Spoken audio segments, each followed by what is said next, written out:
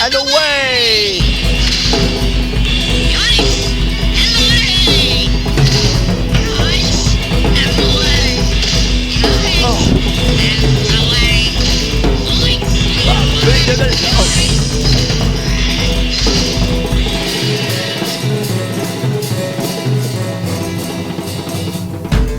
Hello everybody, my name's Chris Quinlan and welcome to show 1000. Oh my lord, I feel old, I've got to go back to bed. Oh yeah.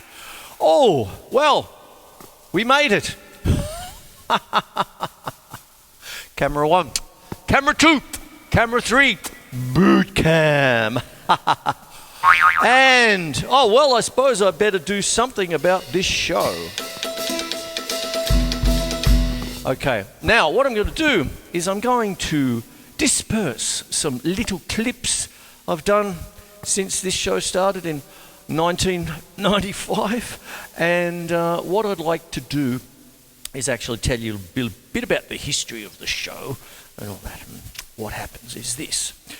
Back in 1995, early 1995, I saw this channel. And I'm going, what is this channel? What is this 31 business? And I thought to myself, this is a great opportunity for community television to do a bit of a cooking show, mate, cooked for Melbourne TV, given the times when all the schools were closing down, if anyone remembers the early to mid-90s. And being a teacher myself, I saw it all firsthand about what was going on with musical education. And there it is. So what I did was I actually floated an idea to Channel 31. They gave me 6 episodes to do it. At that time, I had a little band called the Zappa Instrumental. Here's a little snippet of them here.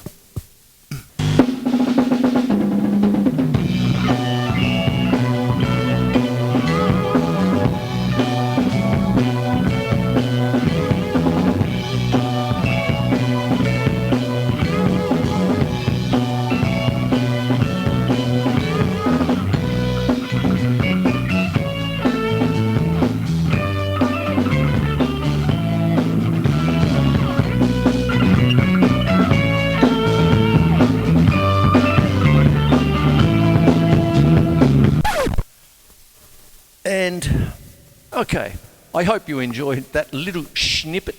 And what it is we had a great time. We used to live at the club in Collingwood in Smith Street, just about lived there.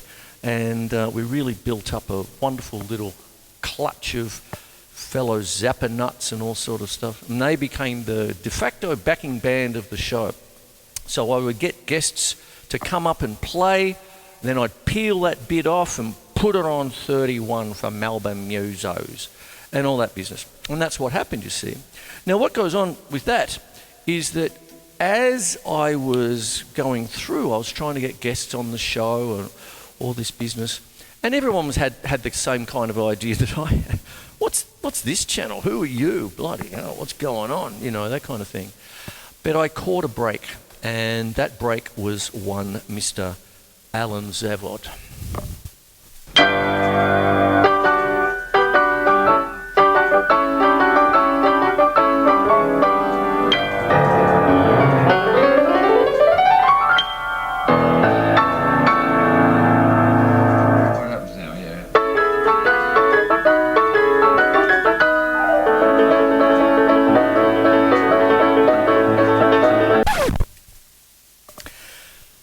And good old Alan.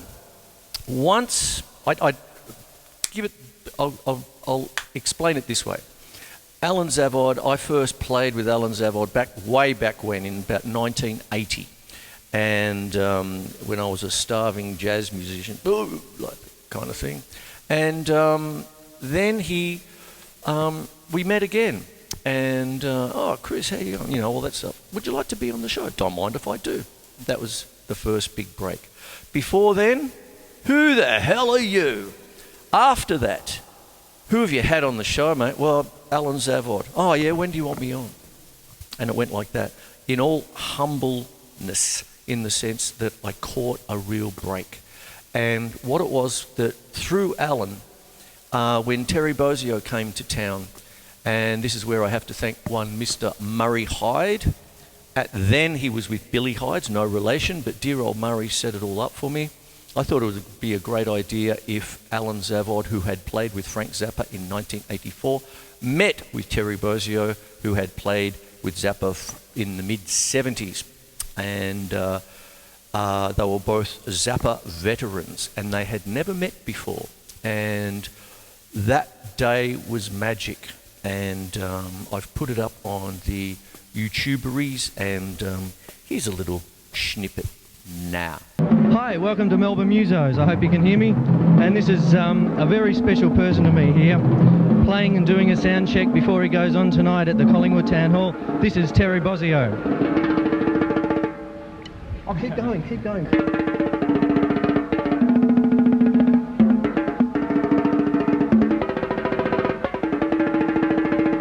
I have a good friend of mine here tonight. This is Alan Zavod.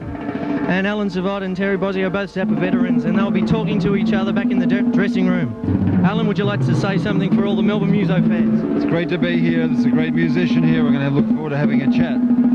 Way to go, mate. I hope you enjoyed that. And what it is after that, essentially, basically, there was a fair bit of, I don't know, street cred, I suppose. I'd lace up things like, I'll take the triggers out because I've got a story about them as well. But I'd lace up things like...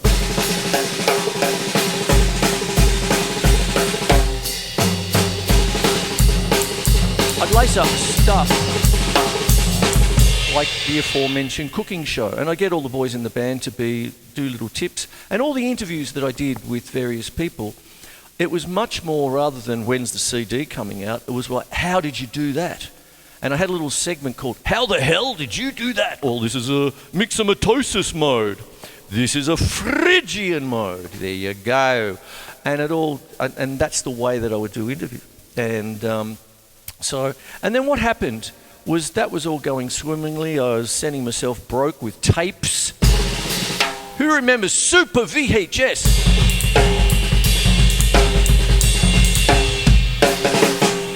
Oh, and then... Oh, I'll show you that in a second. Hang on. Let's go there now.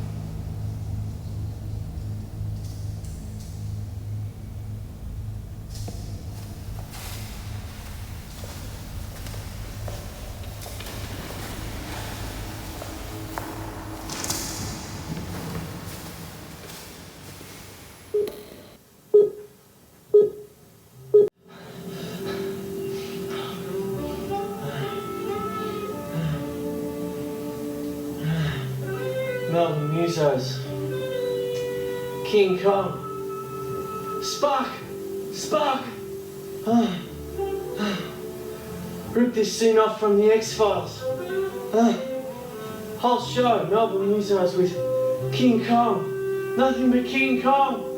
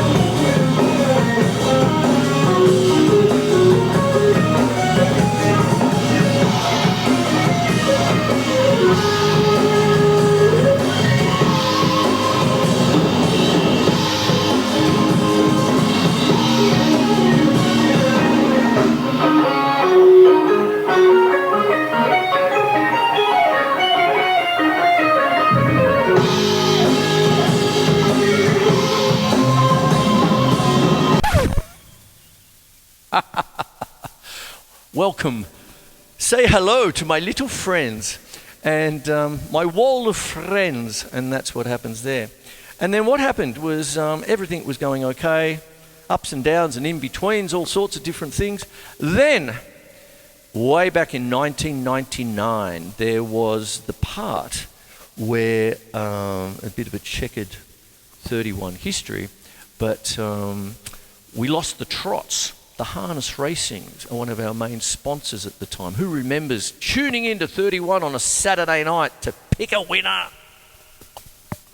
And, oh, sorry, Pete. And then we lost that, so we had to really do a real big funding thing and all that. And essentially, we were working out of RMIT, and I was taking all my little, basically a sports bag of Super VHS tapes in, and they'd lock me in overnight. That was the cheapest way to get it done. I tried. My record was 3 shows. I got 3 shows done overnight, and take my little thermos in for me coffee, a little sandwich, and away I go. And often I get a tap on the shoulder. I'd be like this, like that, when everyone came in to open up. Anyway, I walked in one day to do my shows, and the machine had broken down through non-cleaning and just overuse. So I had to drive back. I didn't have a show to make. And so what I did, well, the only way I could do it, by that stage I had my own camera. And what it was the only way I could do it, and I'd learned enough that I'd have to do it live to camera. 1 shot, 1 go, that was it. And essentially I'd learned enough that, if you press pause, there's the break. We're having Channel 7 is having some technical difficulties. We'll be back right after the break. All they do is just move the tape forward by 2 seconds, past the break, and then press play again. So I did this dodgy ass show. And I thought all I can do is drum tips, right? And the ratings doubled. Everyone wanted that. So when you're on a good thing, stick to it.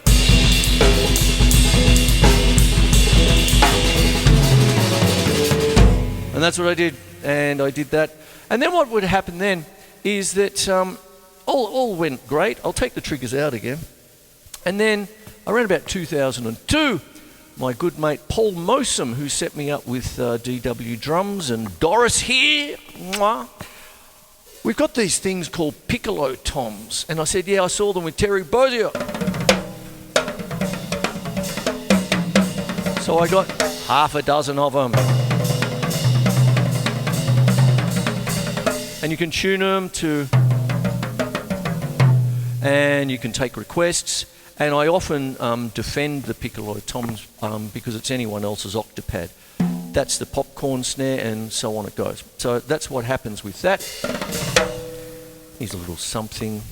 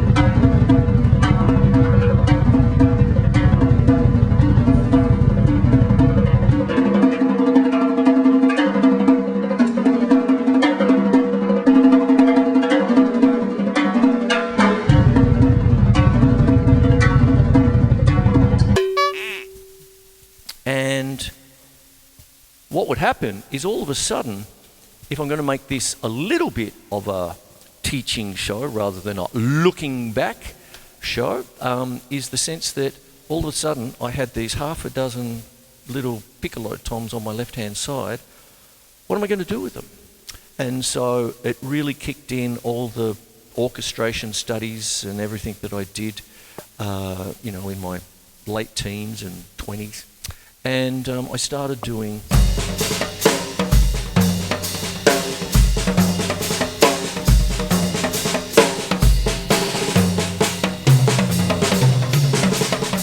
And I started to, oh, how am I going to do that? How am I going to do this?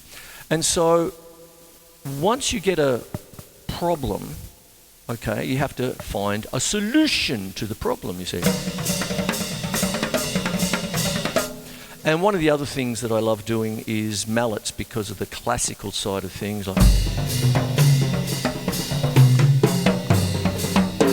And once again, attack. I've done all this. But what the mallets did was give me colours. And you're on deadline. You had to have a show out every week. Oh, there you go. And so you're on the clock. And what I found was that that really helped me as far as drumming. And I hope it helped you too, because I just tried to come up with something a little bit new every week, something a little bit different. I mean, I love my paradiddles, but you can't have, oh, here's this thing I came up with. It's called a paradiddle. Again, that kind of stuff. What are you going to do with a paradiddle? Well, I'll put the triggers back in, and you're going to...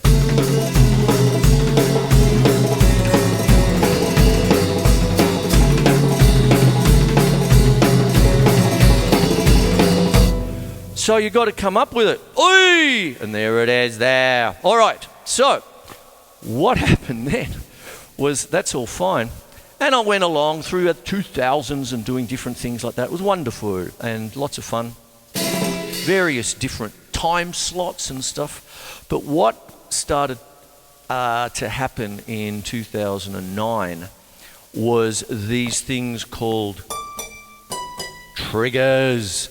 And the advent of the real popularisation of the electronic drum kit, and built up living, all this business, places like, it can be a bit of a dangerous place for places like Doris the drum kit and all that. So what it is there's the triggers, got myself a laptop, and I was off. And that's where all my guitar stuff came from, and harmony.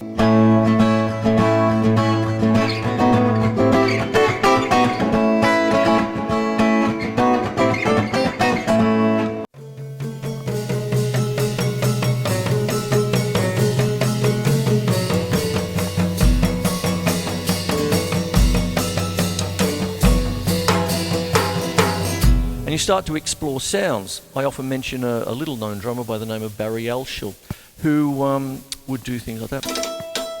Get as many sounds as you can out of a drum, albeit not with triggers, you see. I took a bit of leave in the early 2010s, but I still did the show, and I put them up on YouTube and stuff. They asked me back. Beloved Channel 31 asked me back in 2018. And I've been pretty much doing that kind of thing. And at that point, around about 2015, I started to get into samples. Got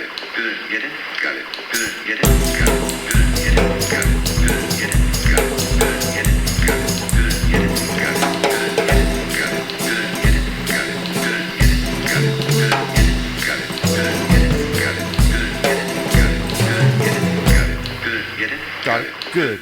And de facto metronome. Oi! There it is. Haha. Oh, I better get a wriggle on with this because I'm putting on little clips and everything with this, you see.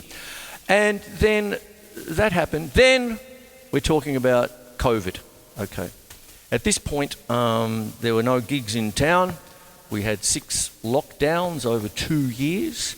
And because I had the equipment, I started to work with colleagues doing little clips. There's a wonderful band out there called The Remotes that Scott Haywood introduced me to, and they were fantastic. And between my colleagues and I and The Remotes, we did all these clips, and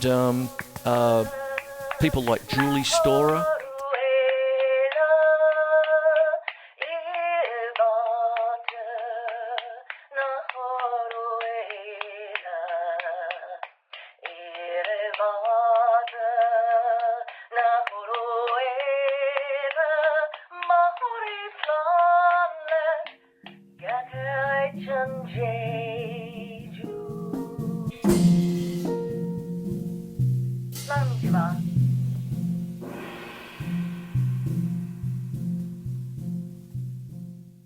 Who I still do a lot of work with, and lots of different people, Marcus, Sastamoinen, and lots of different people, where we just all banded together and worked together and to get it out. And what happened was, at that point, Channel 31, because of COVID, they were putting on endless repeats. And I just remember one, they were, no worries, but this ABBA tribute band, I mean, I saw them about 7 separate times, and I've gone, okay, all right. Waterloo!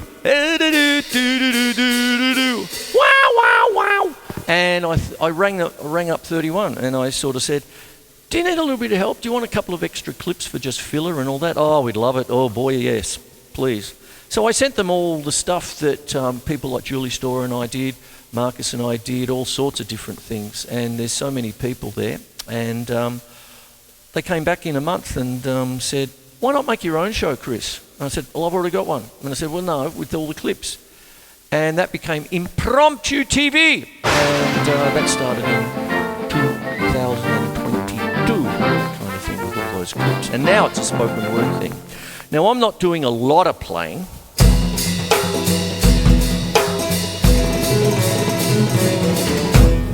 But I want to just take the time to show you or show you some of the classic clips, if you will.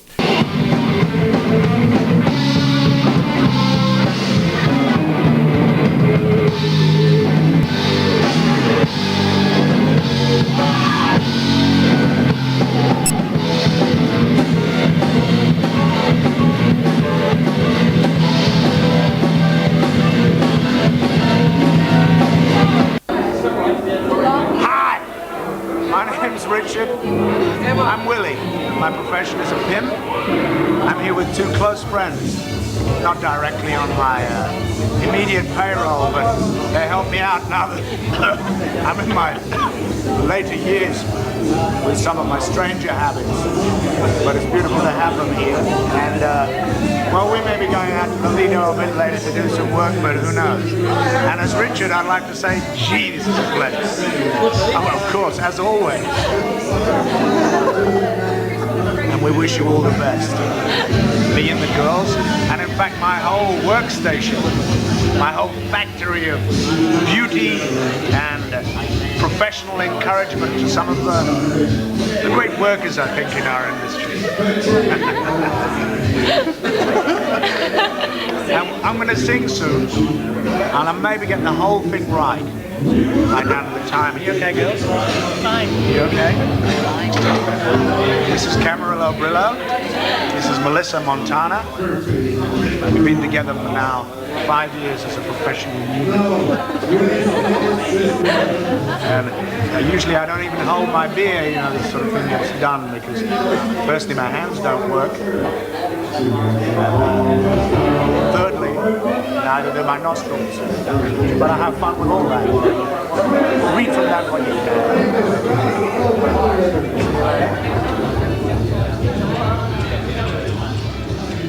I want to thank you all for your support out over the years. Ups and downs, in-betweens, that sort of business. But at the end of the day, you do the work. You just do the work. I hope you enjoyed it. My name's Chris Quinlan. Thank you for watching Melbourne Musos Show 1000. And now for a nice glass of... Who'd have thought we'd be sitting back here drinking Chateau de Châtelet? Luxury. Luxury. Luxury. I had to eat glass to get to school in the We had to morning. go and live in a septic tank. Luxury. Luxury. We had to go and live in a lake.